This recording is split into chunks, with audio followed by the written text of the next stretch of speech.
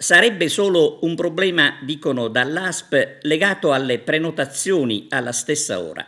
Fatto sta che ieri al Palacongressi del villaggio Mosè si sono ripetute le vergognose scene già viste con la gente ammassata per ore sotto il sole, file forse giustificate le prime volte, ma che adesso sanno di disorganizzazione assoluta e di incapacità di gestire la situazione.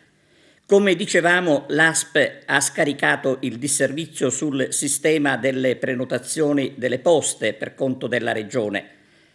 Possibile, fanno notare gli stessi cittadini costretti a stare per ore in fila, che non si riesce, per quanto riguarda l'hub del Palacongressi, a gestire meglio le vaccinazioni, evitando di lasciare le persone in balia del caos assoluto, con il rischio di sentirsi male aspettando il proprio turno.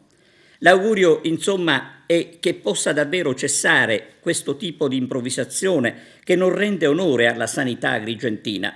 Certo, l'importante è comunque vaccinarsi, ma sarebbe giusto poterlo fare in condizioni da paese civile.